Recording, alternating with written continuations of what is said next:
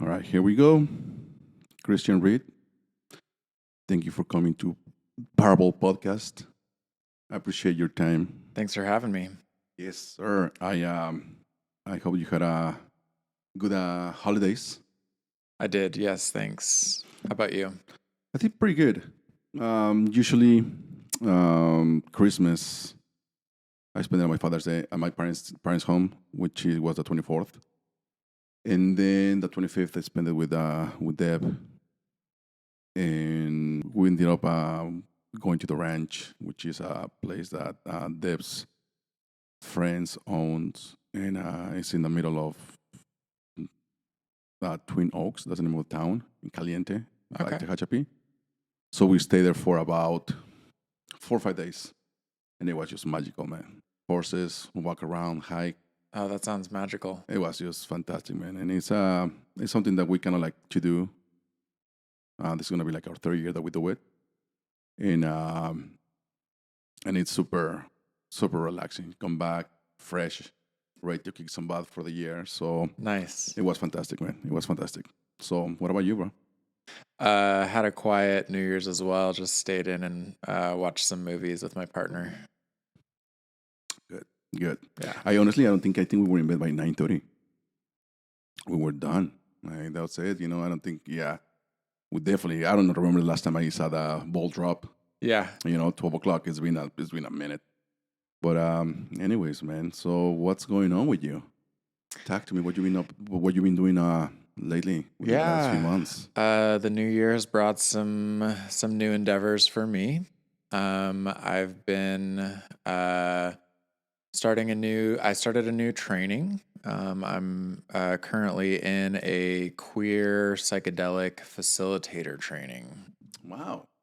Yeah, so it is training that's intended to help people who are in the healing and helping professions to start to branch into psychedelic facilitation, and it's led by queer folks for queer folks, Right on. people who identify as LGBTQIA plus. To really bring some collective healing to queer spaces and to help create safe spaces for queer folks to experience the medicine space, and also to really have that intention of um, bringing using psychedelics for queer liberation and for queer joy. Right on. Right Yeah. on. So how long have you been doing that now? I actually just started last week. My first All right. session All right. was last week. And how do you find out about this? Like, what made you kind of like got into want to do that? Yeah, so it's being led by a group called Integrate, and they're out of Encinitas, California, and they do ketamine assisted psychedelic therapy. And about a year and a half ago, I first was introduced to this group through a colleague of mine who's another sound facilitator. And she does sound healing for their ketamine therapy groups. So when I heard about that, I was very intrigued, especially just seeing now that there are sort of, legal, above ground psychedelic ceremonies that are not only medically vetted and safe, but they're also intentional and ceremonial. So I was very much interested in trying that. So I went ahead and signed up for one of their sessions back in October of 2022. Okay. And that session was super, super profound and powerful for me. Had a magical journey through different scenes, different parts of my awareness. Felt really good in my body. And I experienced a bit of a shift after that. Ketamine has been shown to have some long lasting benefits for people who suffer from a variety of mental health conditions, including depression, anxiety, and PTSD. Okay. And I definitely have experienced anxiety throughout my life. And that was something that I noticed a marked reduction in for the weeks following my ceremony. Right. As well as also just sort of a different way of thinking, different reactions to my stimuli, good or bad, whether it was, a stressor, I would find a different way of approaching it. Okay.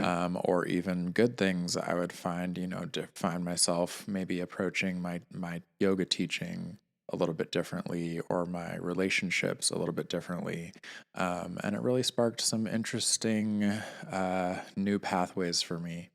Um, Part of what's been studied about ketamine and the way that it works on the brain is it can help to create nerve growth factors, which help to really increase new connections in the brain. Okay. And so I think that's kind of what was going on for me. Right. And that's why it sort of helped me to create new ways of thinking, new pathways. Okay. Um, I have a question regarding ketamine. yeah. Um, it's is ketamine used also as like a tranquilizer, Yes. So right? that's what a lot of people think is like either they think of like people doing it like, on a dance floor at a party scene, Okay. Okay. or they're like, isn't that a horse Right. tranquilizer? Right. Right. Because that's what I have Um, heard. I have heard that it has to do with being a horse tranquilizer, and also that it creates a very detaching sensation from the body. Like it's Absolutely. a very different when it comes down to psilocybin, Yeah. any on like LSD. I mean, or ayahuasca or anything like that. That is a very different sensation that you feel in the body. That is, I mean, I have heard about other people that have said that it's not a very pleasant feeling. Yeah. But it comes down to like everything else, right? Like everybody, there's a thing for everyone, right? There is, and I'm glad you mentioned that because each medicine is absolutely very unique, whether you're looking at ayahuasca, psilocybin, LSD, ketamine, they're all very unique, and maybe there is some crossover for people's experience, but also every person is unique, and so their interaction with that medicine is going to be unique. Right. Um, it is actually used in veterinary medicine for anesthesia, and it's also used in human medicine for anesthesia. So it actually has decades of documented scientific understanding of how it works in the human body, Okay. because it's used in anesthesia to help reduce pain. It's an anesthetic, Okay. and also as a dissociative. So it's actually, like you were saying, kind Hmm. of taking people out of their connection to their body, which for some folks might be uncomfortable. And for other folks, it might actually be like exactly what they need, particularly when we're talking about people who are suffering from post-traumatic stress, or other conditions where they don't feel safe in their body. Right. And that's because their nervous system is in a heightened state all the time. Yeah. So it helps them to kind of come out of that and maybe reframe their experience, their understanding, their perspective, and maybe get a new way of operating from that. So it was something I wanted to ask you because I know you mentioned it to me a while back, and I'm kind of like I kind of like did a little bit of research, talked to a couple of friends, and they mentioned it. I was like, okay, well, I mean, what a better person, to really ask about it, but you know that you are in this process of learning the therapy that you're putting yourself into, so how long is this training gonna be for? Yeah, the training lasts for 10 weeks. And it's partly online, and then there's also an experiential portion where we'll be experiencing the medicine and also taking turns facilitating for each other, to actually practice the process of facilitation. How often have you done it? so far? Yeah, so I have participated in probably about 5 or 6 medicine sessions Mm, personally. mm, Each one was totally different. But for me, um, pretty much all of my experiences were very enjoyable, very beautiful, very transformative, and even spiritual. I think that that dissociative quality for me actually helped me to sort of transcend the limits of my body and to experience almost like a cosmic consciousness, a connection to everything, a connection to the awareness that goes beyond the body. right. So it was really beautiful, powerful experiences. Have you done psilocybin? Have you done mushrooms? I And have, yeah. what would be the difference in your case? Like in your experience, what would be the difference between one and the other? And Yes, would they be used for different things? they can be used for different things. Um, I'll just say first of all, just for disclaimers purposes, that psilocybin is currently not legally available for use in the United States, except for in Oregon and Colorado, Colorado, correct. where it is being used therapeutically. And there's a chance that Um, maybe a bill trying to pass it here in California as well, correct? Yeah, in fact, a lot of states are looking at either decriminalizing or integrating, ways for therapists to work with or prescribe these medicines for folks who are suffering from different conditions. Um, as far as the differences, they're going to be subjective, like I said, because everybody's experience is subjective. But one of the main differences for ketamine, particularly versus some of the more traditional psychedelics like psilocybin, LSD, ayahuasca, or DMT, Hmm. is the fact that it is very short acting in the Mm, system, at least for the journey itself. So when you do a session with ketamine, you're going to be relatively sober after like maybe 2 hours. okay. And really, the peak of the journey is only maybe like 45 minutes to an hour, depending on the dose and the route of administration. Um, when you're doing more traditional psychedelics, those usually tend to last at a minimum of like 5 hours and could be up to like 8, 9, 10 hours. So the duration of the session is a lot longer. Also, when you're talking about some of the chemical differences and how it is possibly interacting with the brain and the body, this is still not fully understood, but they do have a bit of an understanding, especially with ketamine, because it's been studied in humans and been there's a lot of data on use for humans because of its use in anesthesia. Um, with ketamine, it's working on the NMDA receptors, whereas the psilocybin, DMT, and LSD mainly tend to affect the serotonin receptors. So it's a little bit of a different chemical action in the brain as well. Gotcha. Gotcha. And you mentioned that something that you might be able to wanted to incorporate with your sound bath. Is that correct? Was it So I right? have actually, so the group Integrate, I've gone and participated in about 5 or 6 sessions with them. And they've also had me come and do sound healing for some of their ceremonies. So right now, and probably for the foreseeable future, ketamine will remain only available as provided through a medical provider. So even once I'm done with this training, I won't be able to provide, prescribe, or administer ketamine personally. But what I will be able to do, or what I hope to do, is to work with providers, work with a medical provider, Gotcha. because right now, most of the settings where you can go and get ketamine, there are ketamine clinics currently for depression, anxiety, etc. You can go and legally go and get service right here in like Huntington Beach. They have clinics. They have them all over Southern California, all over the United States, as far as Interesting. I'm aware. But a lot of those clinics are very medical still. And so it's just like going to the doctor and getting an IV put in, and there's your medicine. Okay, now go home.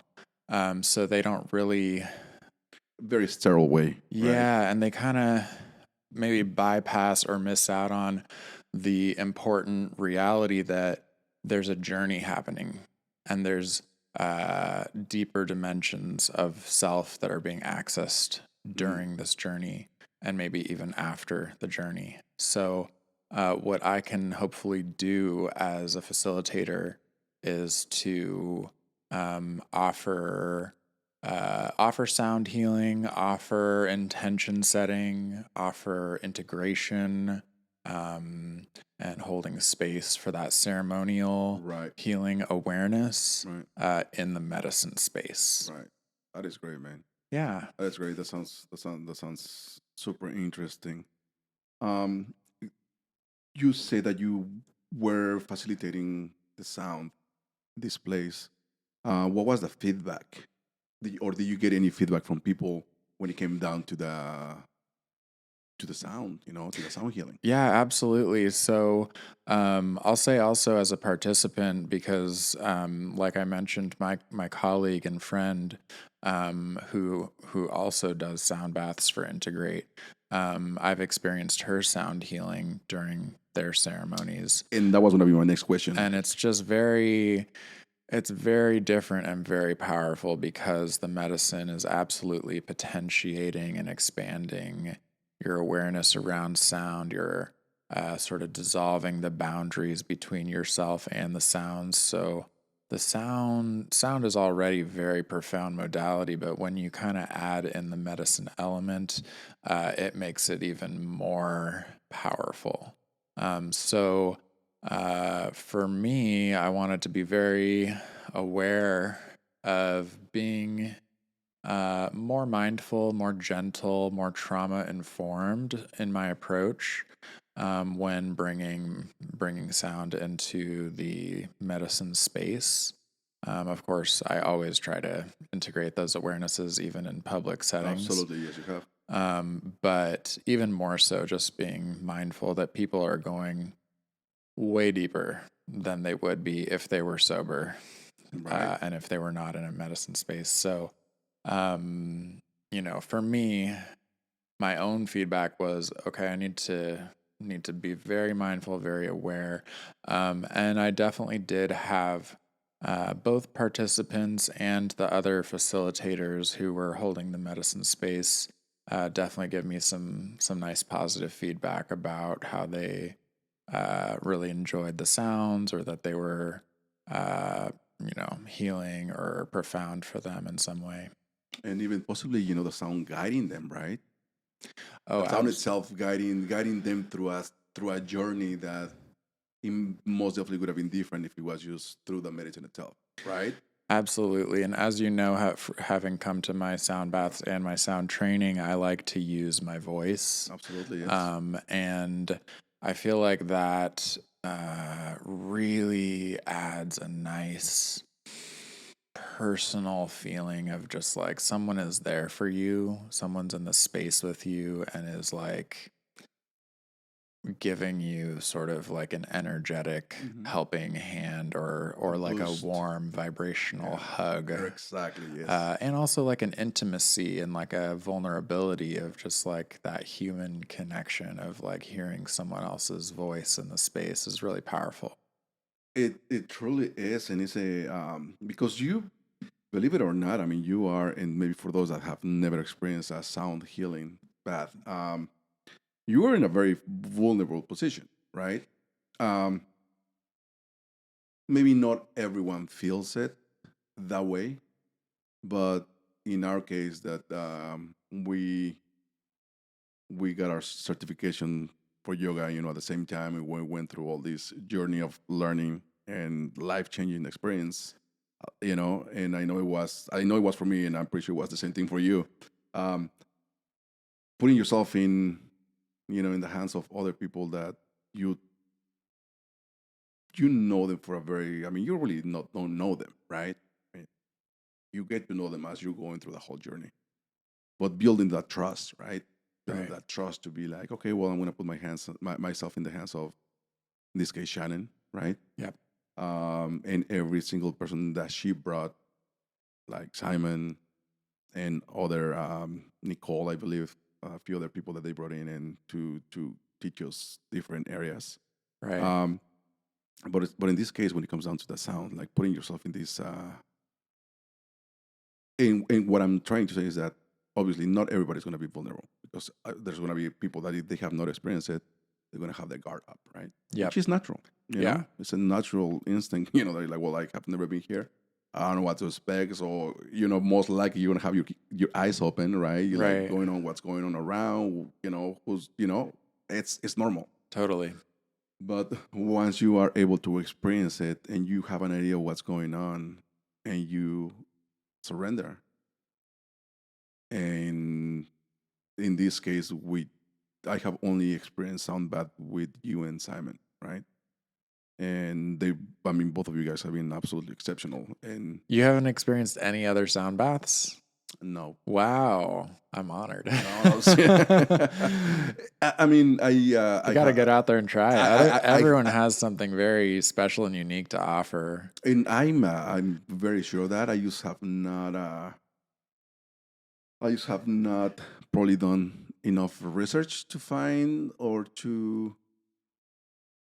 In this, I guess this is where my point is leading to, because I trust you, Yeah, right? absolutely. I get that. You know what I mean? I trust you. I trust Simon. Right. So it's easy for me to just be like, I know what to expect. Which at the same time, I mean, you can just go down the rabbit hole, because in I trust you. I know what to expect, but at the same time, it's okay to open up to a different experience, right? With Yeah, somebody else, a totally. different person, like you say, they can bring something completely different, something that you haven't probably never experienced, because we are all different. We all have different gifts, and abilities. So, I mean, yeah, I mean, I'm probably would like to try, other people, but I mean, my point was is feeling comfortable enough to surrender in this session and to really experience sound and vibration. You know, um, I mean, I'm sure I will not have an issue once I go to someone else and be able to surrender as well, Right. because it shouldn't be that hard. Um, I'm pretty easy, Yeah. and I'm pretty relaxed. When it comes down to these type of things, and especially Totally. sound bath. Yeah, and I mean, it's just like going to, different yoga teachers. They all have different things to offer. I'm not gonna lie, I've been to sound baths where I was like, I might not go back to this Mhm. facilitator, and that's That's okay. okay. That person, what they had to offer was not for me. But 9 times out of 10, I'm like, wow, that was really special. Or there's at least parts of it where I'm like, ooh, I'm really glad that I got to experience their unique offering. And even as someone who teaches how to play the instruments, I'm always fascinated by how I can be surprised, um, and learn something new from someone else, and hear something and be like, ooh, what is that instrument? I have no idea, and I love that. I love being a beginner. I love not knowing, because it takes me out of Yes, expectations, and yes. that mind that kind of is rigid, and opens me up to more Yeah, I possibilities. mean, I So think like you say, just having being the beginner, it puts you in a state of intrigue or curiosity of like, okay, what's going to happen next, right? But when you have already experienced different sessions and different people with sound healing, once again, it comes down to the expectation. You already know what to expect. But it is something that you mentioned. For example, the first time that I ever heard a hangpan was with Simon, and I mean, it just blew my mind. I mean, I had no idea. I mean, I had gone maybe a few times with him, but this time he just brings out this hangpan and starts going at it, and I'm just like, it literally just I opened my eyes and I kind of like got up to see like what was he playing, because it's such an amazing instrument, and I would love to learn it. I would love to learn it. I would love to buy one so I Yeah, can just play with it. But it's just it sounds it sounds like strings, it does. Yeah. It sounds like everything, but it's like it so many different right. sounds. Like Yeah. I mean, how do you describe it? It's like a mixture of strings with drums. I mean, I don't know how to explain it. You have to. I mean, you have to experience it, and I'm sure a lot of people have experienced it Yeah. already. But it's Energetically, it almost feels like little raindrops, do, do, do, do, do, exactly, you know? exactly, exactly. That's what it is. Like raindrops dropping on strings. Yeah. Making music with Right. raindrops. Yeah. That is perfect. Yeah. That is, I think, that's the perfect part. That is the perfect description. I would definitely stay with that. From now on, I'm gonna say, like, yeah, Christian said.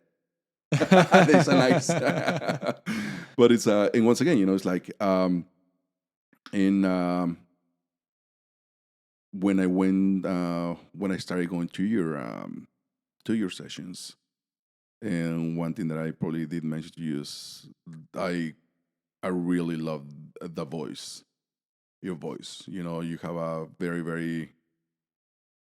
it sounds very acoustic, very deep, and it really gets inside of you. Like you like feel it. You're like, whoa, like what is going on right now? Yeah. And I really appreciate that. So, and that's one of the things that I might possibly go to once again to other sound healers out there, and once again they might have different things.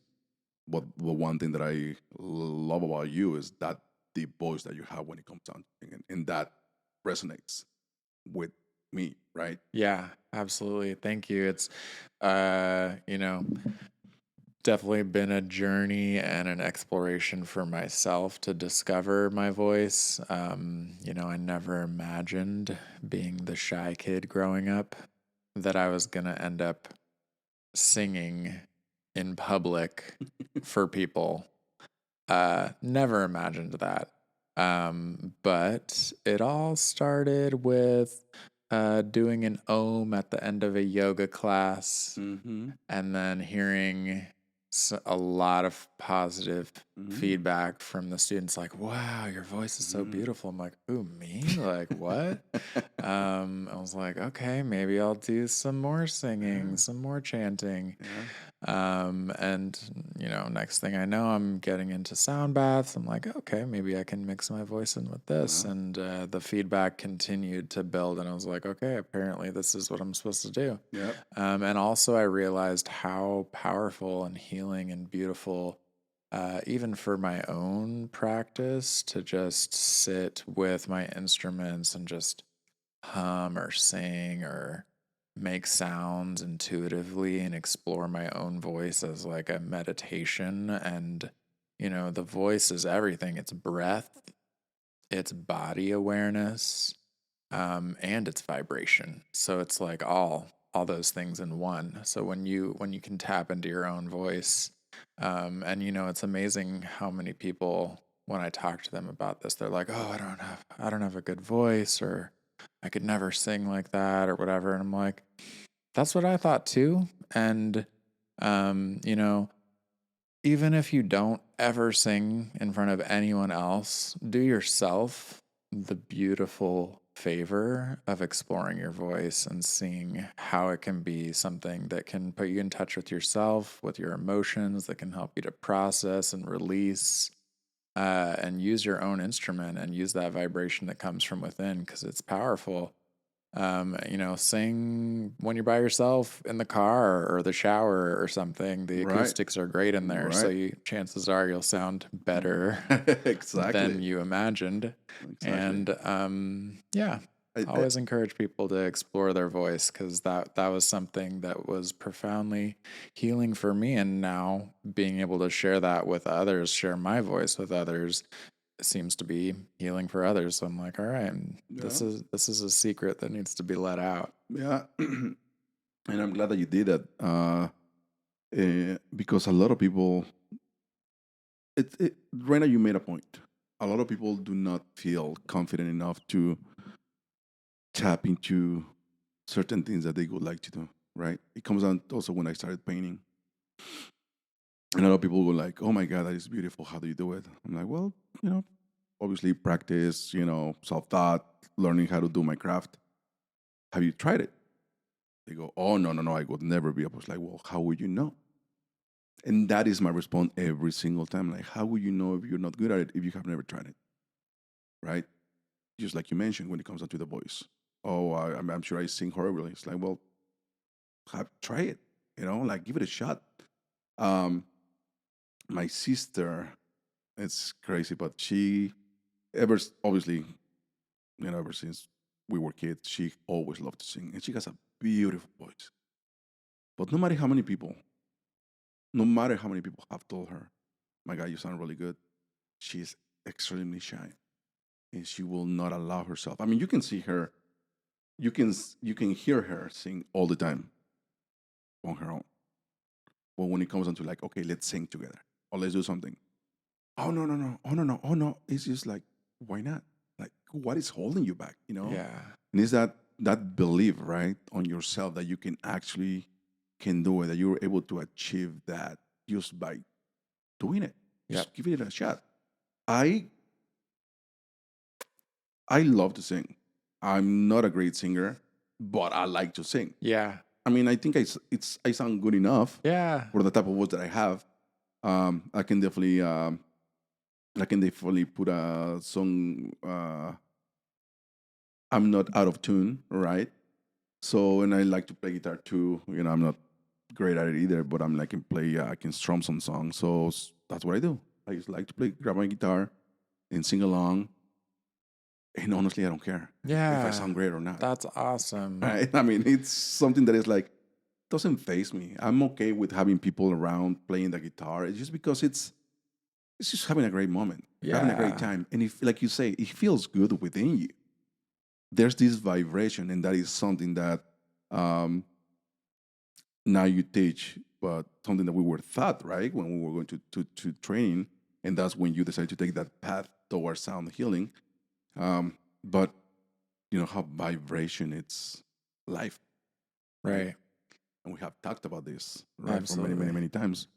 Um, but it's a great thing that we should all try to explore at least, and not be afraid of what are they gonna think. Who cares? Yeah. And I think it's kind of sad, because I think that part of this stems from sort of our commodified consumer society, where it's like, oh, if you're gonna paint, or if you're gonna sing, or do some sort of creative thing, then it has to be worthy of being a product that can be sold, and you have to be one of these famous celebrities that can Yes. provide your product in that way.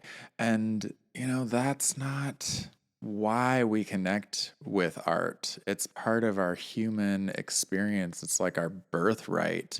And if you look at, like, indigenous societies, where that is like integral and interwoven into their culture in every step, they're making art, they're singing, they're dancing, and they don't care what they sound like. They don't even think about it. And it's beautiful, probably because they don't care. Yeah. Um, They're you know, not. They're not so into themselves. They're not really thinking. Oh my God, what is he gonna think about the way I sound? They just go with what they feel because it feels good to them, yeah, and right? It just feels good to them. it's a way of not only connecting to themselves, connecting to each other, but also connecting to the greater framework, and kind of transcending our boundaries. and expressing ourselves. Yeah. So many different ways that art and creativity can be, you know, not just therapeutic. I almost like hate the fact that everything's becoming therapy now, like forest therapy and, art therapy and music therapy. It's like, yeah, these things are therapeutic, but like the reason why they're therapeutic is because this is really what we should be We should be doing like doing. all the time. Exactly. And we're living in like a sick Exactly. society where we're not doing any of this all the time, which is why these things are therapeutic. It's not necessarily that they are therapy. It's just that's what we need to They be are. doing. They are. Yeah, exactly. Like I Yeah. think it goes also down with the whole food situation, right? Yeah. Oh, it's organic. Oh, this is organic. Oh, this is using grass fed and stuff like that. It's like, well, that's how it should be to begin with. Right. That's how most of the world eats. Exactly. Like that's how most of the world eats.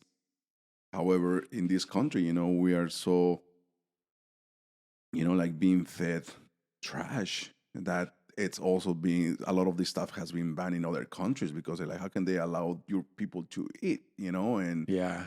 it's it's it's interesting, like even with the whole herbal medicine and the whole oh, if you try this, you try that. I'm like, my grandmother used to give me that stuff. My mom used to give me, oh, you have stomachache, take this tea. Yeah. Oh, you feel this way, take this tea. Oh, you have that, it was always a tea.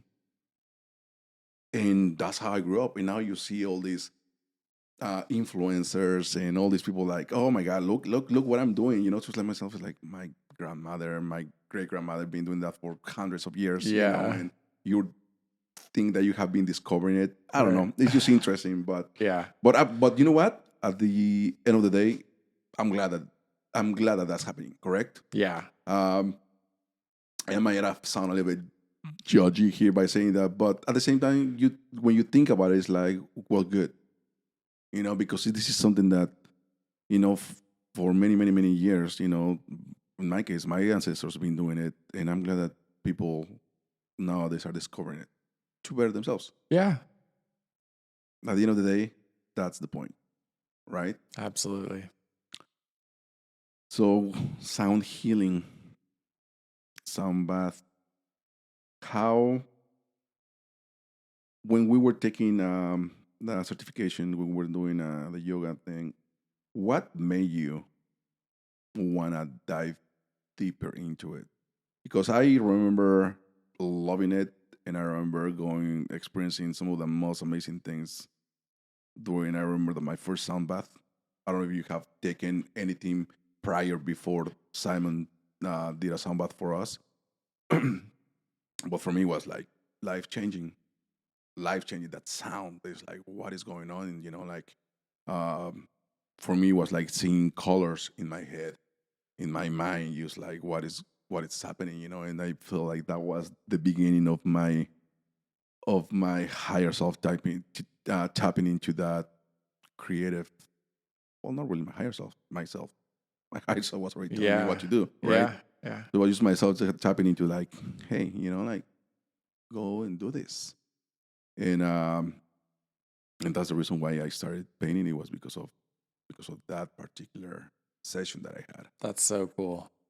In your case, Yeah, in my case, I love Simon's sound baths. Let me just start with that. But I will say that weirdly, that first sound bath, I thought it was cool. I thought it was interesting.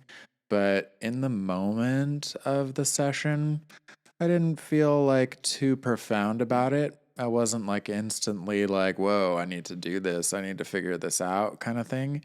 I did, however, actually kind of notice later that day, kind of having a lot of emotions coming up. mm, And in retrospect, I'm like, oh, maybe that had to maybe be related to the sound releasing some energy, some emotional energy for me. mm, But at that time, I didn't make that connection. mm-hmm, Um, it wasn't until a couple months later that I just kind of happened by chance to stumble into another sound bath. I was going by a local studio here, and as a new teacher, I was like, "Oh, there's a studio I haven't seen or heard of." I had like the day off, so I was just kind of poking around, doing my thing, and I was like, I think I'm gonna just go into this studio, see what kinds of classes they have. Maybe I could teach here or whatever. So I went in and they were like, hey, first class or first week is free, whatever. I was like, okay, well, what's your next class today? And they're like, oh, it's a sound bath meditation. And I was like, oh, yeah, I've done that once before. Okay, I'll try that. That sounds good. So I went, and for whatever reason, that one really Really landed. hit. Yeah, that one I was like, whoa. Um, my whole body was tingling. Some of my joints were popping, even though I'm literally laying there doing nothing. And like feeling all emotional and energetic and Mm. just like all these things coming up. And after the class, I was like, whatever you're doing. Actually, I think I went to her class maybe one more time. Her name's Giselle. Uh, and she, after I think the second class, I was like, I absolutely need to learn whatever this is. So I went up to her after class and I'm like, "Hey, I'm a new yoga teacher. I'm interested in learning about this. Do you have any suggestions?" And she's like, "Oh, well, I'm doing a training next week or something, like a week or two from then." So I'm Right. like, "Oh, well, sign me up. I don't even care. This sounds like, like I it need was to be doing meant this, right? meant to be that like here I am asking you, and next thing like you're doing a training like right now. That's amazing. So it's like, yeah, definitely sign me up. So I ended up doing the training with her, and again, by like whatever divine providence, I ended up actually being the only person who signed up for the Crazy. training. So it ended up being this one-on-one training. I'm like, oh my God, this is like special. This is Yeah. like the way, like the universe is clearly like, this is Yep. the Size you up. beginning of something that you Mm. need to be really a part of. So, um, I learned under Giselle, and just started collecting instruments little by little. And within probably 6 months, some of the yoga studios that I was teaching at, um, they heard that I was doing sound and they're like, "You want to do sound bath here?" And it was still relatively new to our area. I think some more things were starting to happen kind of in the LA Mm. area, but like you didn't really see a lot of sound in Orange County at that time. Right. Um, but people were definitely interested in it. And I remember my first events being huge. Like, Yeah. I was like, whoa, there's Yeah. way more people than I'm accustomed to. I attended to two of them. I think they was the two first ones that you did. Yeah. I was there. So I was so nervous. You But did a people, hell of a job, yeah, dude. Like you people did a gave me great great, job. thank you. Yeah. People gave me great feedback. So it gave me incentive. And of course the studios were like, wow, that was popular. Let's do it every month. So I started doing them monthly, and next thing you know, I'm doing them all the time, doing them at different studios. Um, and a couple of years later, I did my first sound training where I started to teach other people how to do sound. And since then, I've done like maybe 7 or 8 actually of those sound training. I think you were in the first one, weren't you? Yeah, yeah. Yeah. I was. I think I was in the first two Yeah. because I know that I remember that the first one was in the bigger room Yes. and the second one was in the smaller room. Yeah. Yeah, I remember. Yeah. Yeah. So it's been really feel really grateful to be doing what I'm doing. I'm just like, how did I get here? I don't even like, I can follow the steps, but I'm still just like, this is insane. I never would have imagined that I could be doing like, creative, musical, meditations and healing and helping people all at the same time. And it's my job. Like I'm Mhm. making money doing Yeah. this. It's Yeah. crazy. So I feel very grateful and blessed and privileged to be where I'm at. And I'm always trying to give back however I can.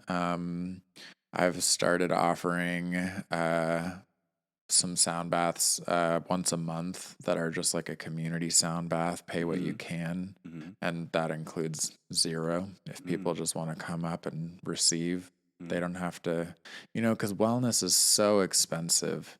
And I feel like it's such a tragedy that like only the wealthy, privileged people can afford it.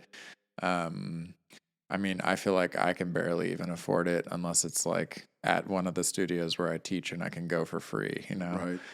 So I totally get that. And I'm like, it's time to offer this for people, so that they can come for free or whatever they want to pay. And then I just turn around and all the proceeds for those community sound baths I give to some good cause every month, Yeah. just kind of as my way of giving back. Because I'm pretty busy. I don't have much time to like volunteer, Mm. to give back. But I'm like, well, what I can do is what I'm already doing. So I think that is a beautiful thing, and it's something that most of us need to start doing. It's I have, and most definitely, like when it comes down to my art, I have. I love to donate paintings for charity events, and I have donated for Child Hospital, City of Hope, oh yeah. City of Hope. So I have donated a few paintings to their cause, and once again, it's a gift that we were given. And it You feels know, like it feels good to great. give back. And like it's just, like when I'm doing that, I don't even care, that I'm not making any Yeah, money yeah. It feels because it feels it better than feels making money. absolutely, absolutely. Like I was saying, it's like it's a gift that we were given, and it's our higher self saying like, hey, well, it doesn't hurt to give to to those that need it, and especially like I would love to be able to give to be able to donate more for children's hospitals. Yeah. So I think this year I'm gonna be digging a little bit more into that and doing more of that. But once again, it feels great. I mean, like we're so grateful that we have the ability to do what we do, right? And there's a lot of people that don't have the ability to.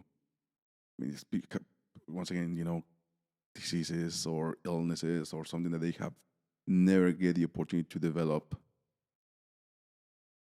I mean, even even lifestyle, and they're always sick or suffering and stuff like that. So to be able to give, it's a good thing. So when yoga, how do you get attracted to this? Yeah. So it was actually my mom introduced me to yoga.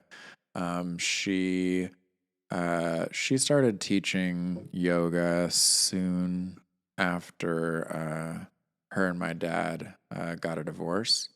She started practicing yoga as part of cross training for marathon running that she was doing.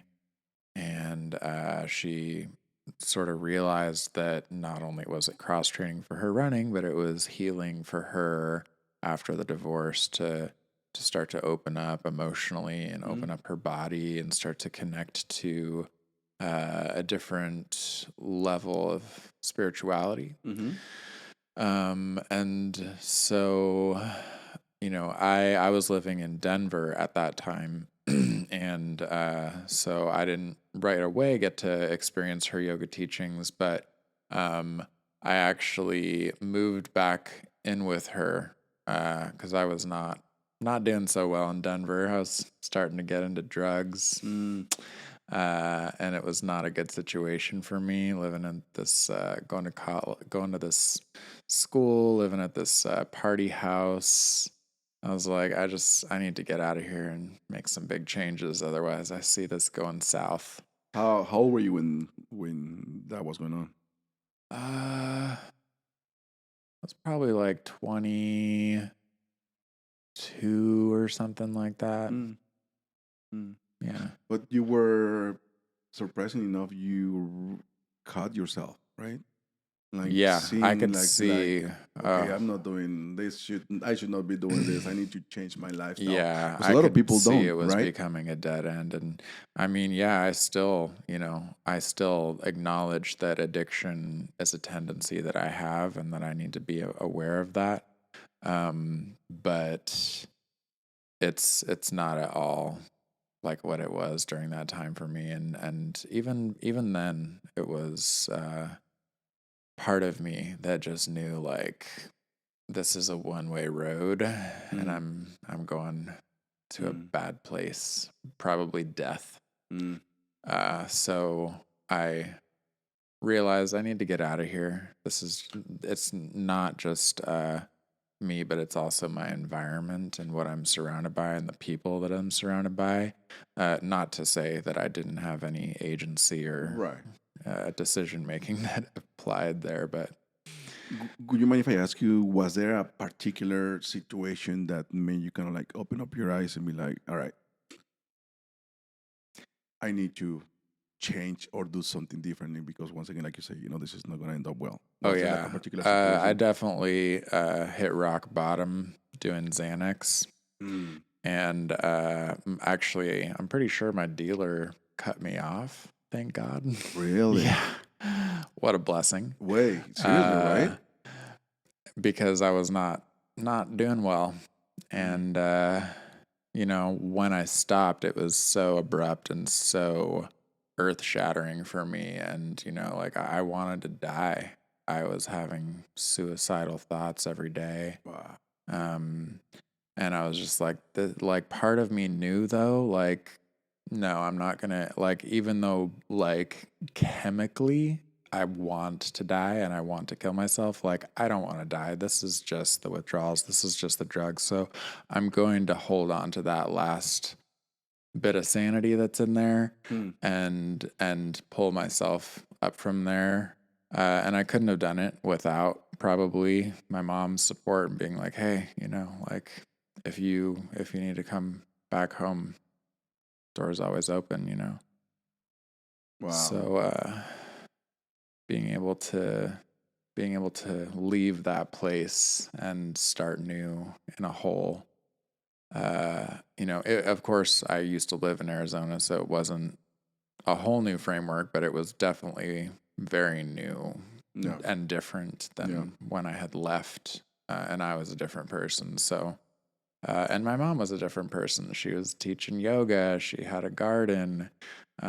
We were, working on the garden together, and being able to attend some of her classes, which she didn't, say, oh, you have to come or anything, but she's just like, oh, if you want, I'm teaching tonight. I was like, okay, sure. Well, I've got nothing else to do right now. Right. Um, and And do you have any other siblings? I do. Okay. Yeah. There's four of us all Okay. together. All right. I went into her classes, long story short. And I remember getting into pigeon pose in this yin class and just started crying. And I didn't even know why. And I was like, what is happening to me? This is weird. And I talked to my mom about it afterward. I'm like, why? Like, I feel like I'm going crazy. Like I'm crying for no reason. And she's like, it's okay. It's actually normal. We actually store and process emotions in our body. It's not just in our mind.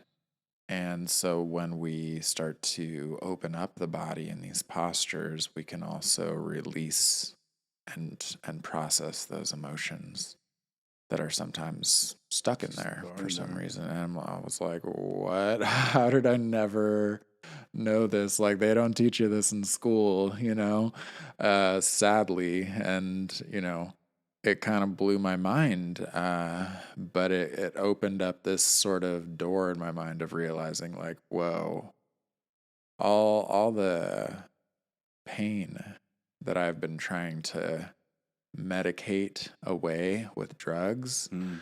uh, I actually need to go into that and And face it. deal with that Face and it. not just avoid it and numb it and and and close that off. I need to open Mm. up to that. And it's been a lifelong journey. I'm still opening up to it. Was it hard? Was it difficult for you to do that? Because obviously, once again, everyone's different. Everybody's traumas are very, very different. For some people, are extremely hard to do that. Yeah, yeah. Um, but for others, might not be. In your case, Yeah, it has been a journey. I feel like at first, it actually wasn't, it was kind of challenging to stay sober. Thankfully, there weren't any like opportunities for me to do drugs in that space at my mom's. So that in and of itself was helping me. But knowing, you know, like knowing that I could take her classes regularly and she was teaching full time now, I was like, this is going to be a new part of my life because every time I go, I feel better. Every time I go, I feel lighter and like I'm releasing and shedding and becoming more at ease in my own being. So that definitely, even though it was a challenging time, yoga was like a huge helping tool for me. mm, And, you know, life happens. That was in 2009. And so, I've experienced trauma mm, since then, even during yoga teacher training, not at teacher training, but, and, sometimes that definitely made it harder to go inward and to be with myself. But it never fully took me away from the practice. And I feel like my practice has evolved in so many different ways and is always evolving to kind of mm, meet me and my needs where I'm at. Because sometimes my practice needs to be more physical, more energetic, more exercise almost oriented. And sometimes my practice needs to be more slow and more gentle and meditative and soothing and stress reducing. And sometimes my practice needs to be just sound, mm. not even doing yoga Yeah, or breath, yeah. not necessarily the postures. Because I've definitely realized that yoga is so much more than the postures, and that's only one of the 8 limbs, one Mm, of the 8 facets of the yogic philosophy, the yogic path. mm-hmm. And I feel like I've really been able to integrate the awareness and the teachings of the other facets of yoga into even like weightlifting or just relationships or relationship with myself or Yeah. work or anything. Learning to, not have unhealthy attachments or learning to let go when and where I can. Or Um, even the way you react to situations, right? Like you take a Absolutely. step back and be like, all right, what is going on here? Like, what am I supposed to be doing? As opposed to just Yeah. like snap. Right. Understanding my own relationship to my own mind and emotions. That's like been probably the most central part of all this Yeah, that is for me. fantastic, bro. Yeah. It's so good. Like it's funny because well, not funny, but when I remember when I was starting doing, in my case, I was doing my training, and people always looked at me funky, like, you do yoga? Like, really? And that seems to, it really changes people's, even like their perception about you, right? It's like the fact, I'm like, they see this tall, you know, tatted guy, shaved head, and being so chill about things, because they probably expect me. I mean, and I know this for a fact. Like when people see me, the perception is extremely different. Right? They see that it's like, oh, this guy, it's trouble. Yeah. and it's totally fine, right? But once they get to know me, then once I talk to them, and then when I tell them like, oh, you yoga, I do yoga, or well, I haven't done it since COVID, but I love yoga. It's something that has really changed my mind in a positive way. It's like you can see their faces going like, "What?" Like, can have you? I'm like, yeah, I even did my teacher training to become an instructor. They're like, "Oh, really?" Like, wow.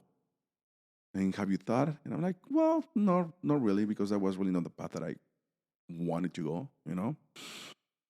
But I mean, yeah, I mean, I did thought when we're doing the course, where we had to like get up in the middle of, and that was the most scariest, one of the most scariest things that you can ever do, right? Yeah. I mean, like you get up in the middle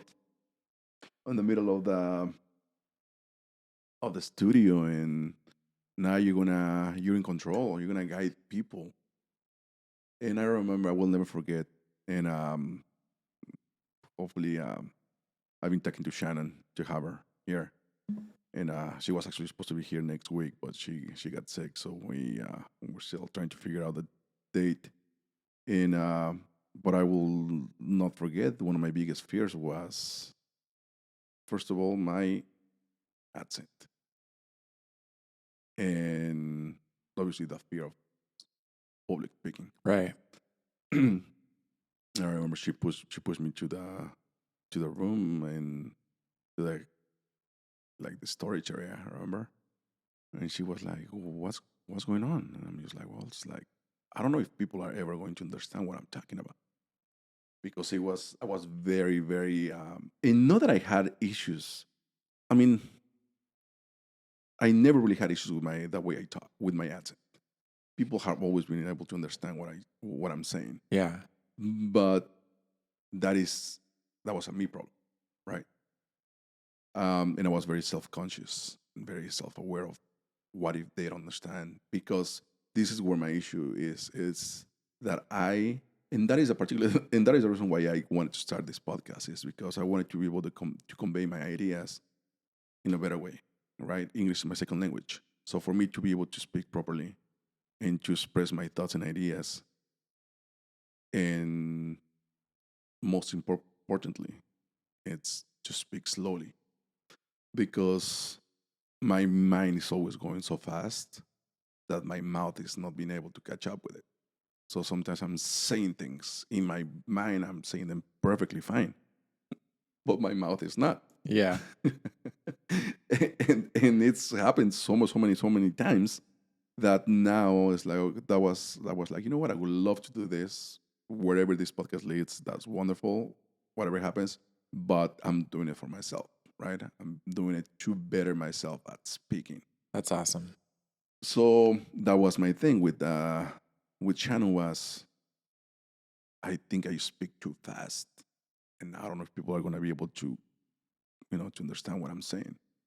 She goes, "Can I tell you one thing?" She goes, "Some of the most um, successful teach trainers are people that have thick accents, people from other countries, people from Brazil, people from Spain, from Italy, France, you name it. They have, like they have thick accents, and people are drawn to that. People like that. Yeah. It's exotic, it's different." Like, huh? All right. Well, that was a little bit of a, like confidence booster. Nice. Yeah. Um, but anyways, once again, I never stick to it. But never stick to wanting to teach. But now I think about it. For example, when it came down to start this project, to be like, okay, to be very mindful of taking my time. I'm not in a hurry. You know, sometimes I do feel like I'm in a hurry, or that the other person is like impatient. But then again, that's just me thinking for them. Right. And in this case, like, I wanted to thank you again for being so patient when you got here. Of We know we're course. still trying to figure out a few things out, and I just appreciate that though. But going back to and this is something that I would love to for you to share with me. It's about the right? Oh, right. Right. Um, do you remember that there was a while back, there was this great video of this father having his little baby in his arms. Remember that? It was like Yes. what, maybe 5 years ago, I want to say. It was So, definitely yeah, pre-COVID. I know it was super pre-COVID. cute. It was a beautiful, beautiful, and I'm Yeah, sure that a lot of people do not really understand or comprehend how powerful that sound is. right. I mean, even myself, when I was going to certain classes and instructors would be using it, I mean, I'm like, what? Like, why? I don't want to. I don't want to say anything. You know, I don't want anybody to hear my voice. You know Right. what I mean? Yeah. And then eventually, once you understand it, when you hear about it, you are like, oh, it makes a lot of sense. Yes. And since you're the professional, I would love for you to be able to explain, for everyone out there, how Yeah. powerful this sound is. Right. Absolutely. Yeah. Om. It is very powerful. It is both a part of the yoga tradition as well as the Hindu tradition. And I like to mention that because, it's important to have that context and realize that, you know, maybe it might not be appropriate for everyone to use, um, you know, or there might be other ways for them to express their voice or use sound without necessarily um, potentially using it inappropriately because it does belong to an existing tradition, right?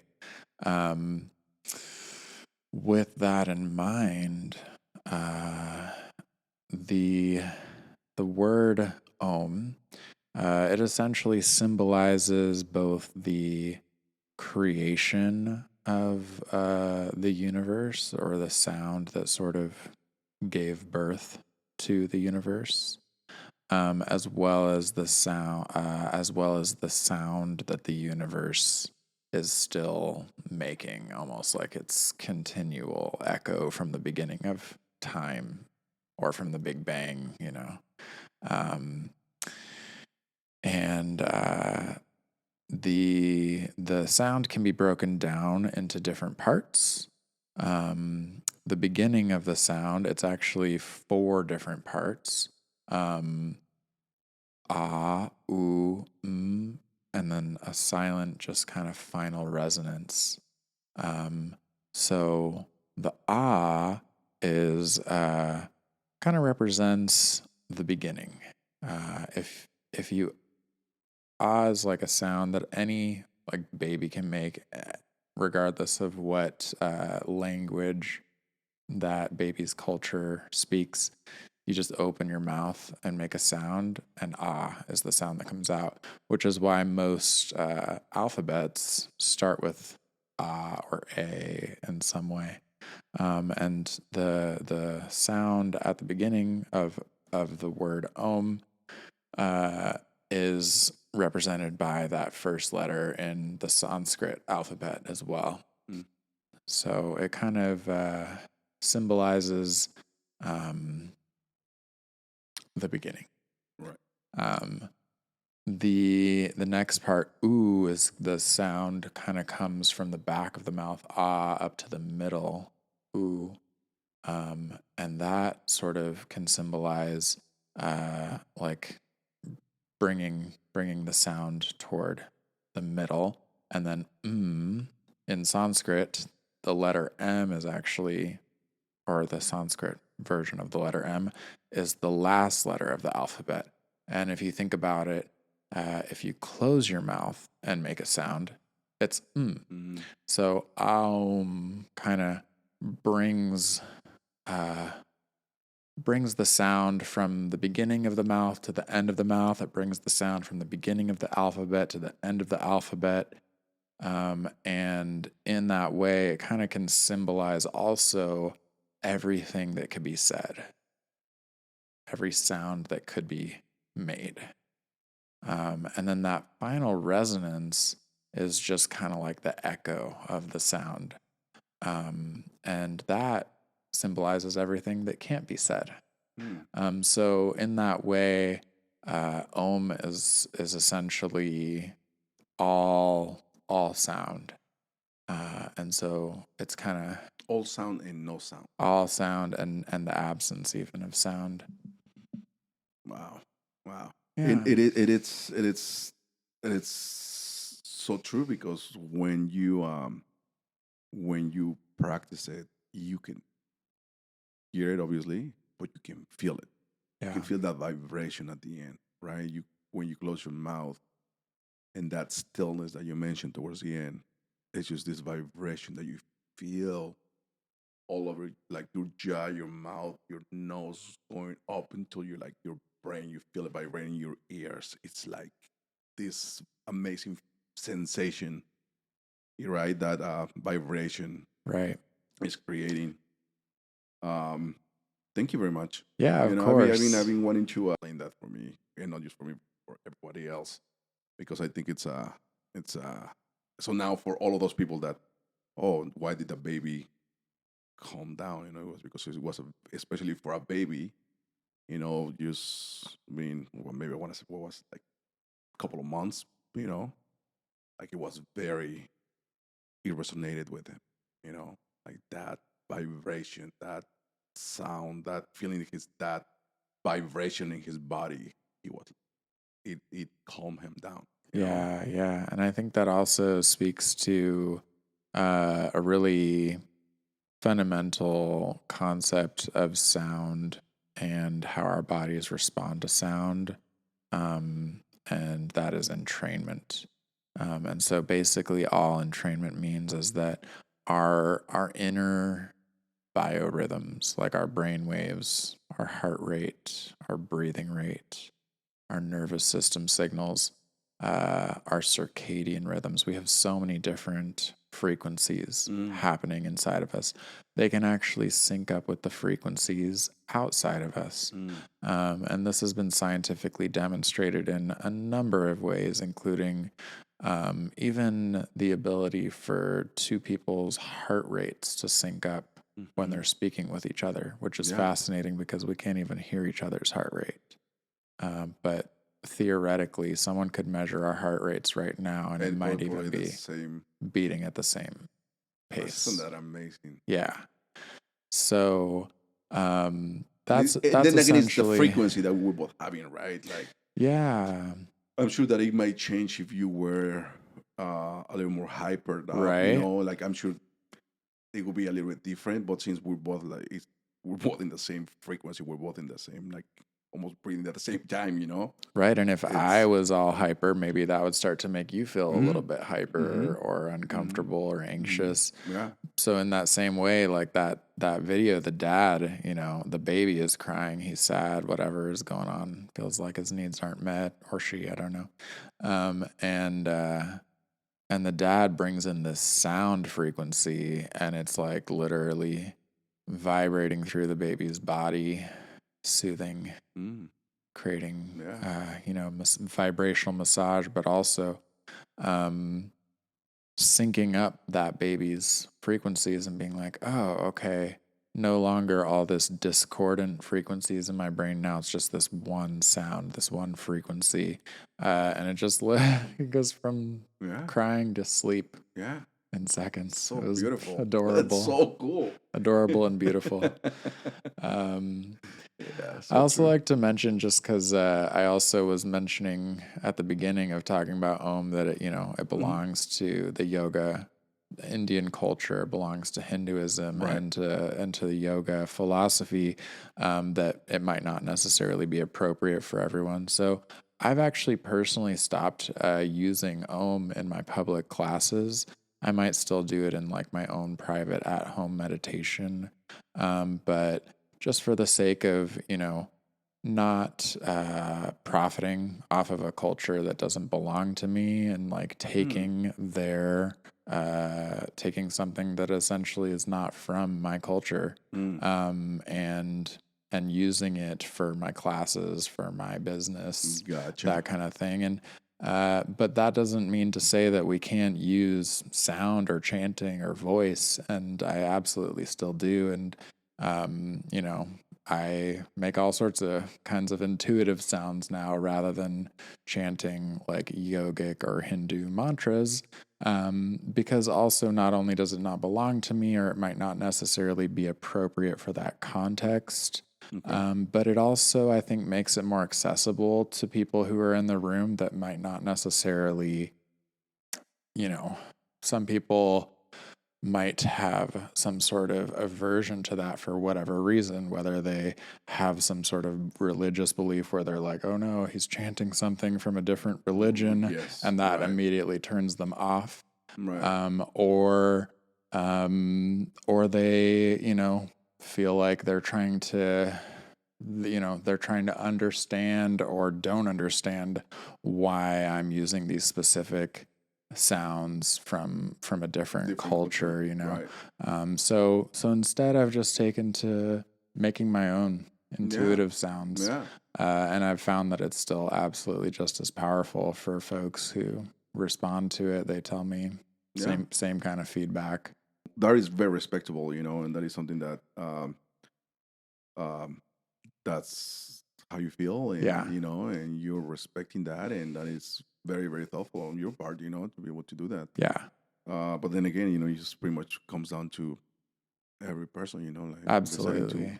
whatever they want to do, Right. But Right. I respect that, I respect that a lot. And once again, thank you for sharing that story. Yeah. Yeah. Um, from who else? From the expert when it comes down to this.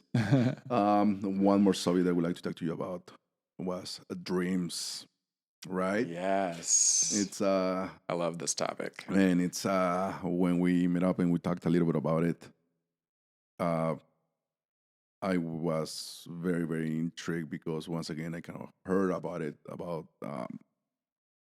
you mentioned that you are now working on even having the ability of controlling your own dreams, and that, of course, if it wasn't because I had already heard about it about 10 years ago, if not more than that, and reading about it, I would have been like, what are you talking about? Because and for most people, still seems, and even for me, still, I'm like, because I never really practice it, it seems a little bit irrational, right? Absolutely. And I would love to hear more about it if you don't mind sharing. Absolutely. I love talking about dream work. Um, I've been doing dream work off and on for many, many years. Probably almost like 20 years. Wow. And I've gone through different levels of dream work, and dream work just means working with your dreams. It's not, it doesn't specifically belong to any one tradition, but there are many traditions that utilize it. Um, and I would say for people who are interested in dream work, the first and foremost tip that I would give you is start a dream journal. Mm. And the reason why is because, first of all, a lot of people have trouble just remembering their dreams, or, we're always dreaming, whether or not we remember them. But many people will wake up and feel like they didn't even have any dreams. They did, they just don't remember them. So one of the best things you can do to start to signal to your subconscious mind, because that's really what you're working with when you're working with dreams, is to start a dream journal. And all that really does, just the act of having a um, physical item that you set by your bed, and you set that intention of, when I dream, I'm going to wake up from that dream and I'm going to write it down.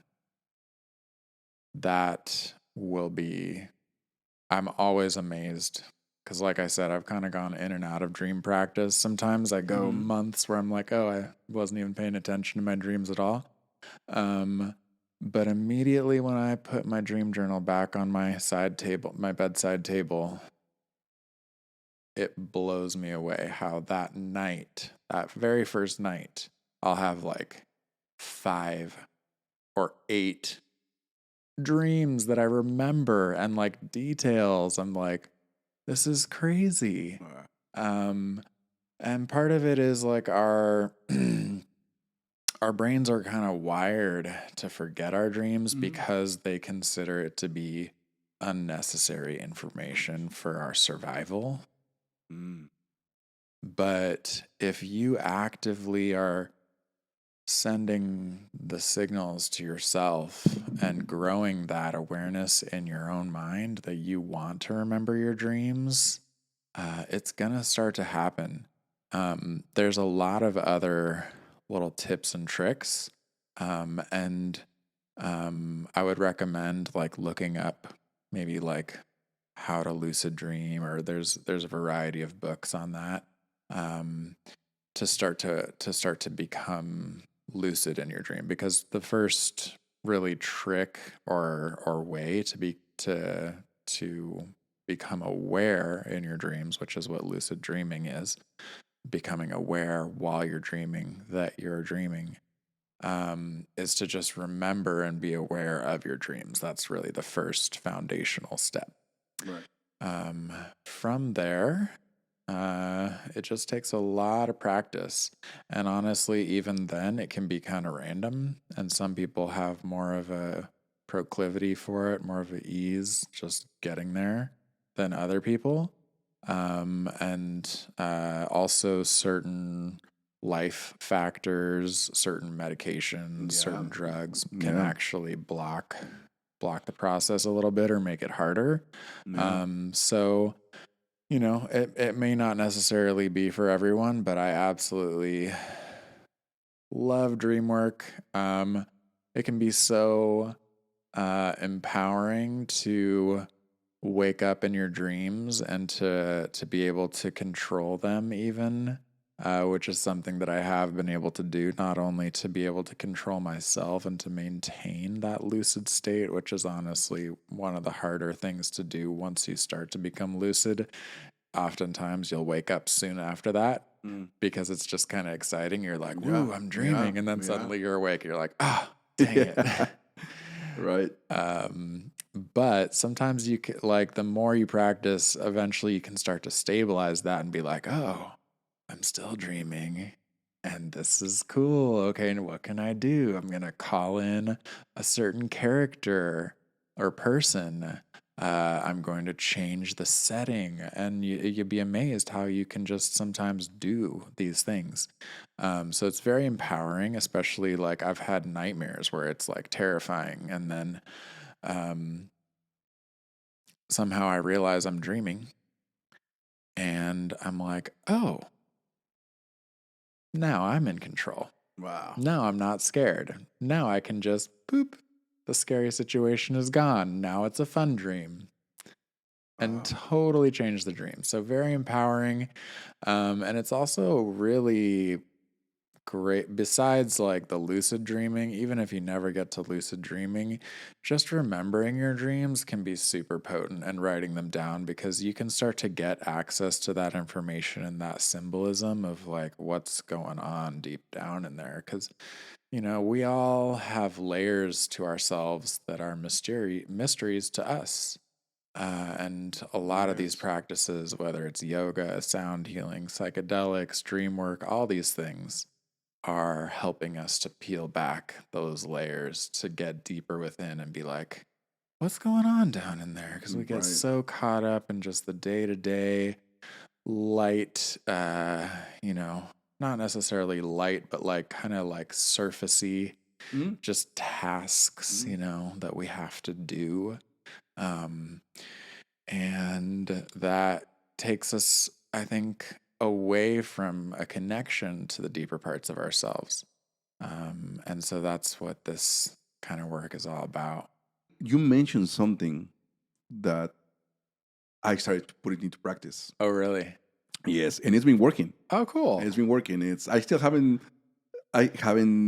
done the journaling yet, just because I wear contacts, right? Okay, yeah, So getting up in the morning and like by the time I go to the restroom, put my contacts on. By the time I come back, I probably forgot half of right. totally. So, anyways, I'm probably gonna have to have my glasses next to me in my bed and put them on and immediately do something like that. Yeah. But remembering the dream, and I told you that that is one of the hardest things for me was to try to remember the dream. Right? It was like the minute you get up and the more you chase it, the more it runs away from you. Yeah. Right? Yeah.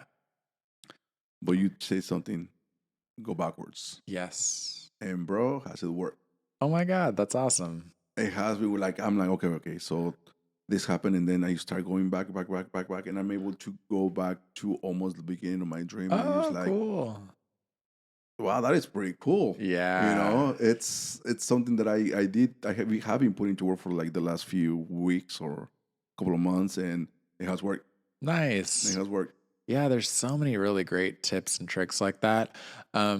Something you might try is, and other people who, honestly, I'm not gonna lie, that's part of what makes dream work is like, you gotta wake up, sometimes in the middle of the night, you wake up from a dream and you're like, I just want to go back to bed. I don't want to write down my dream.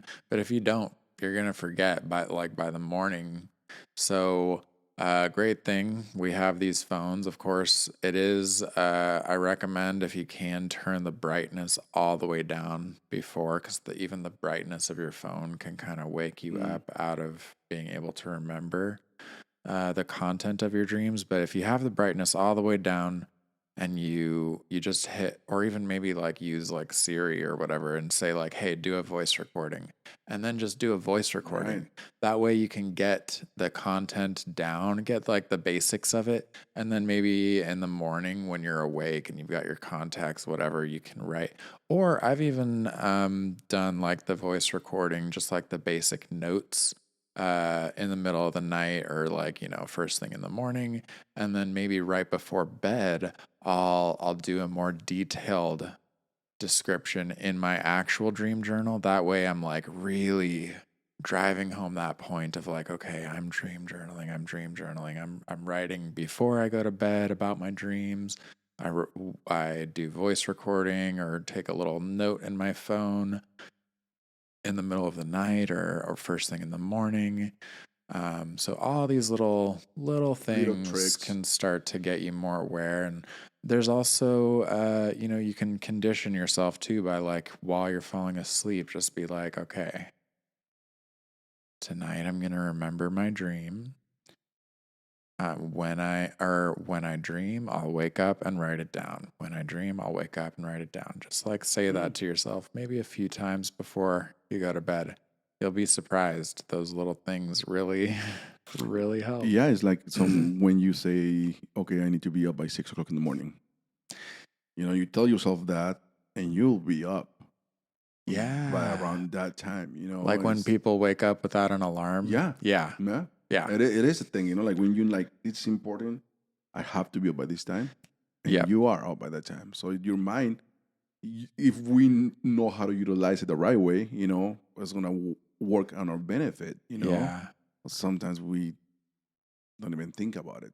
Sometimes Yeah. we just don't know that we have this amazing tool, Yeah. Your subconscious right? mind is always listening, whether you're awake or Mm, asleep. And yeah, it's the best way to talk to the subconscious is in short, simple phrases. You don't want to put in like a big a sentence, complex, paragraph of like, right? Right. okay, tonight when I go to bed, I'm going to remember my dreams and I'm going to write it down. Try to like simplify that into like a short Like sentence remember like dreams. when I dream, I'll wake up and write it down or something. Um yeah. That's great, man. That's great. Okay, so have you been able to extract something from it? Something very relevant for you that you've been like, holy shit, like, Yeah.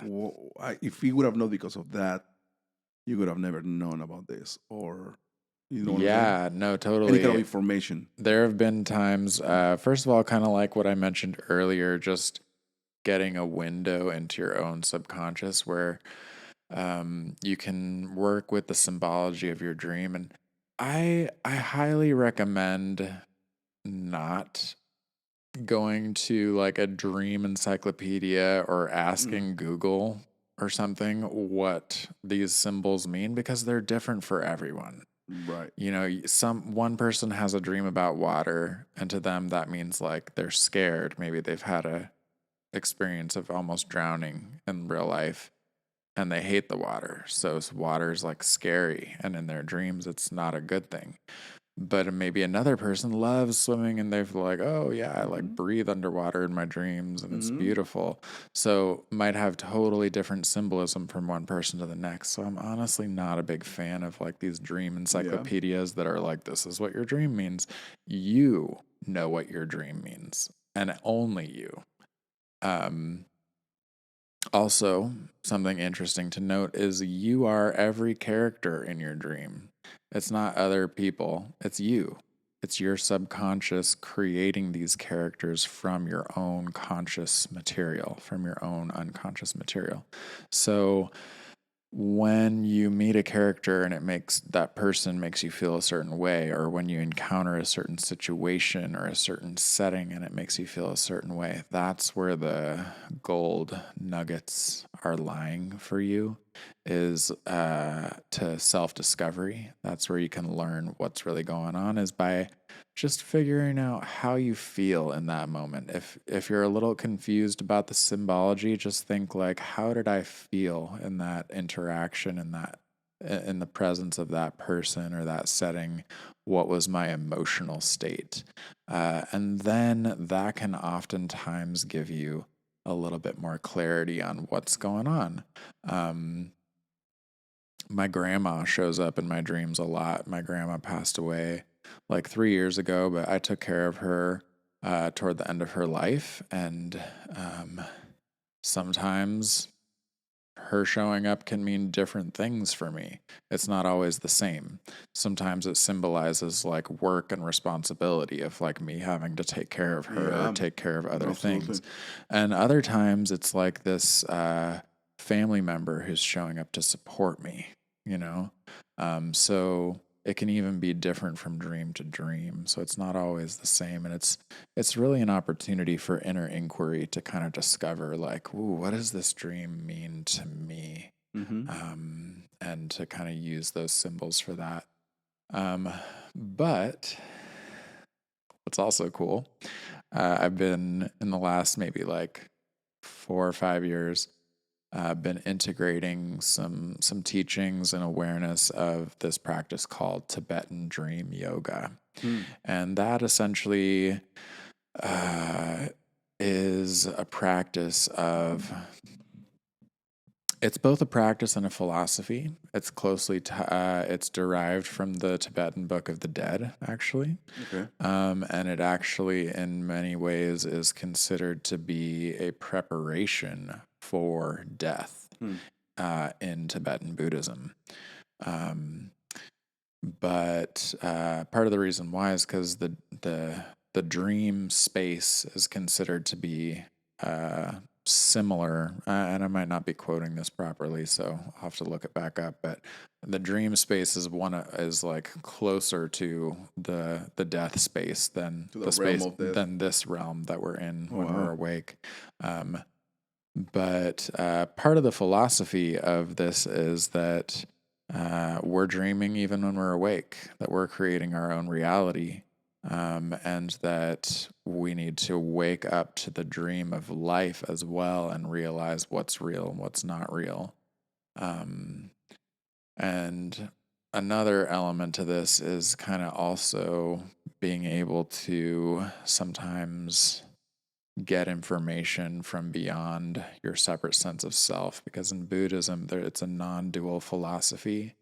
um, so myself and yourself and the self of the planet and this table and outer space, it's all actually one consciousness experiencing itself as different forms. Right. And in that framework, there's the possibility of expanding beyond the limits of this perception to receive information that's outside of yourself.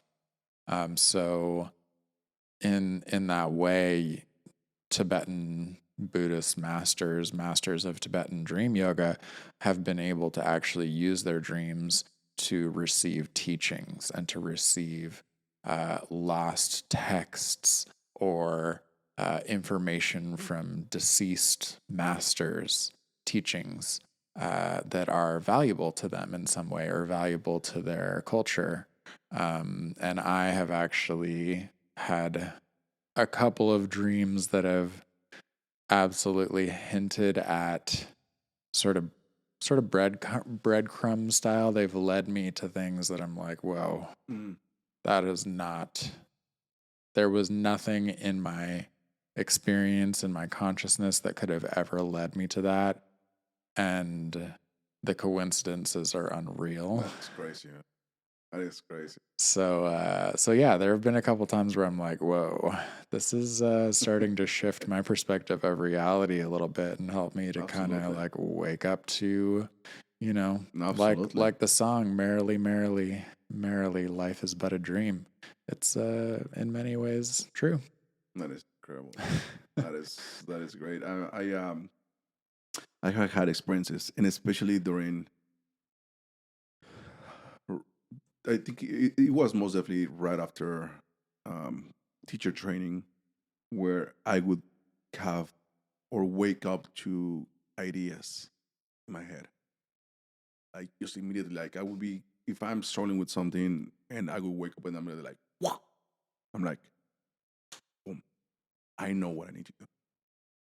I know what I need to do.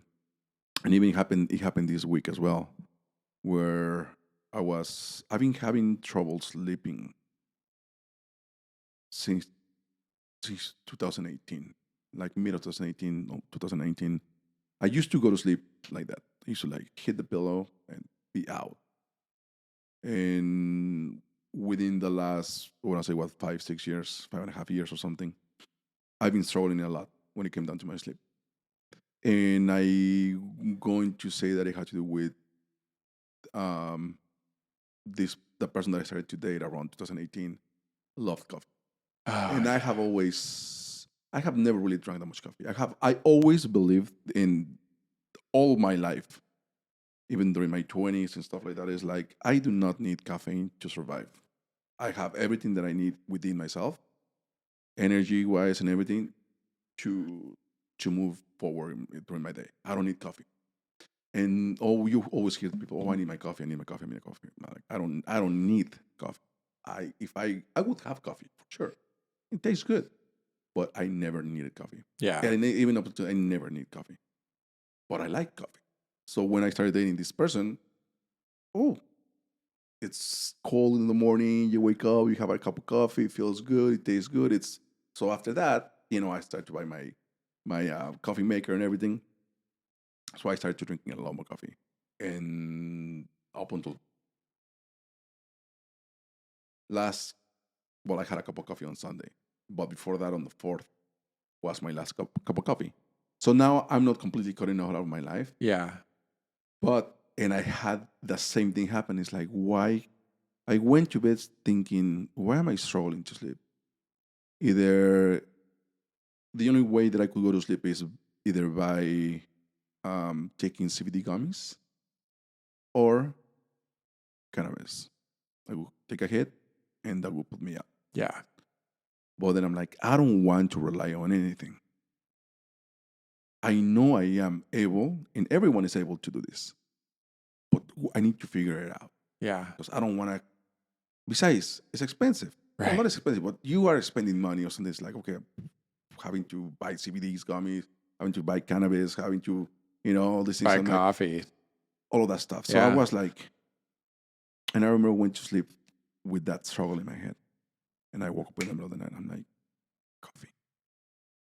And I stood there, I'm like, huh, when did I start drinking coffee? And when did I start having issues sleeping?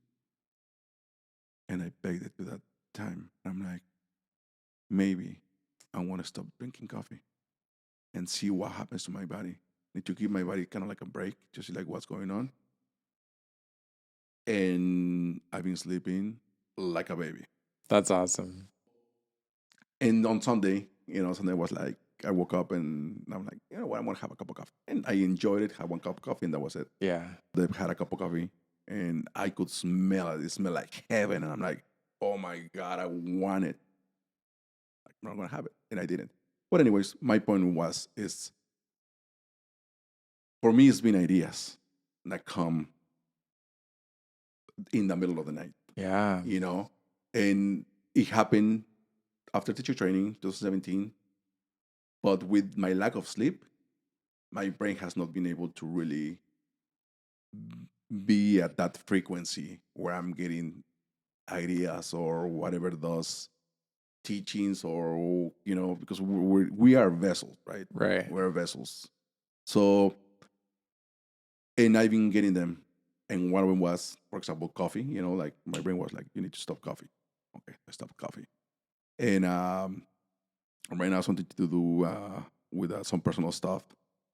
I was in the middle of the night, and boom, got up. I'm like, okay, this is what you need to do. Awesome. And I was like, yeah, you're right. That is exactly what I need to do. So it's amazing. So that's why for me it's not what is he talking about. It's craziness. But it is true. It is our Yeah. subconscious mind telling us, creating stories. Yeah. And going back to what I mentioned earlier about like entrainment and sound healing, something that I learned about how our brain operates is they're called brain waves. And that's like the frequencies that our brain makes. And different brain waves are correlated with different states of consciousness. It just so happens that the brainwave, the theta brainwave, is associated with meditation, dreaming, and creative ideas. So it's the same frequency for all three of those things, which means sometimes in meditation, you might get into a dreamy space and have sort of out of body spiritual experiences. Sometimes in dreaming, you might get some creative ideas. So there's like some crossover there because your brain is like kind of doing almost the same thing in those three different areas. It's in the same frequency. And it's kind of cool because in sound baths, a lot of the instruments kind of naturally are tuned to that theta frequency, and so people can start to get into that state even while they're awake. So they kind of have sort of dream-like experiences, sort of like tripping almost, like a trippy, while they're in a sound bath, or they start to get into a meditative state in their sound bath, or sometimes people get all sorts of cool creative ideas. Or some of them just fall asleep. Or fall asleep because your brain is like, oh, dream state, boom, sleeping. So yeah, it's kind of fascinating how there's like an overlap and a common thread through all of that as well. That is great, Christian. That is amazing. Thank you for sharing this information with us, and I really appreciate your time. Thank you for coming. Thank you for sharing your knowledge. Absolutely. And where can people reach you? Where can people find about you? So just my website is like the most centralized way to see what I'm doing, www.soundbathsandyoga.com, all one word. And you can connect to me through social media, email, all those things, as well as see my classes and events on there, more information about my background and what I'm doing. Excellent. Yeah. Excellent. I will definitely be putting that information also on the podcast. And once again, Christian, I appreciate your time. Yeah. And we'll be doing this. My pleasure. Again in the future. Awesome. Thank you, brother. Thank you, Leo.